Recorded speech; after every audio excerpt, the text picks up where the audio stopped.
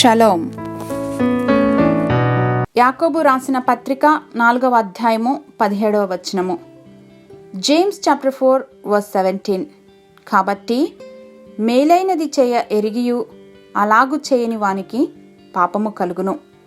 If anyone then knows the good they ought to do and doesn't do it, it is sin for them.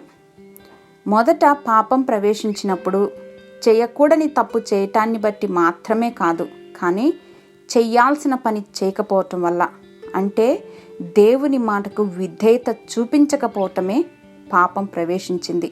So చెయ్యవలసినది ఏదో తెలిసి కూడా చాలాసార్లు అనేక కారణాలను బట్టి మౌనంగా ఉండిపోతాం.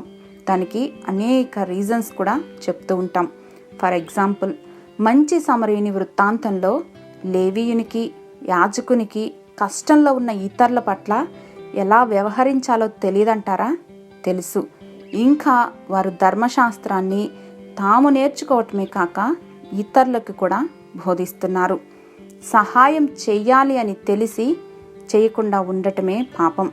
కంఫర్ట్ జోన్ని వదిలి రాకపోవటమే అపరాధం. నేను నా వాళ్ళు బాగున్నాం కదా, ఇంకెందుకు ఇతరుల వాటిల్లో జోక్యం చేసుకుని లేనిపోని ఇబ్బందుల్లో ఇరుక్కోవటమని ఆలోచించటం అనేది సర్వసాధారణం. ఎందుకంటే మంచి పనులను చేయకుండా ఆపేది కేవలం సాతానుని యొక్క ప్రేరేపణలే.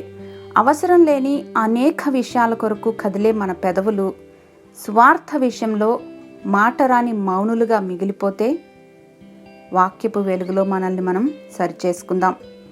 మా దేవా, మీ హృదయము వేటి కొరకు ఆరాటపడుతుందో మా హృదయము కూడా వాటిని బట్టి మాత్రమే సంతోషించే హృదయాలుగా దీవించమని యేసుక్రీస్తు వారి ఘనశ్రేష్ఠ నామంలో బహువినయంగా స్తుతించి వేడుకొని పొందుకొని మా ప్రియ పరలోకపు తండ్రి, ఆమేన్.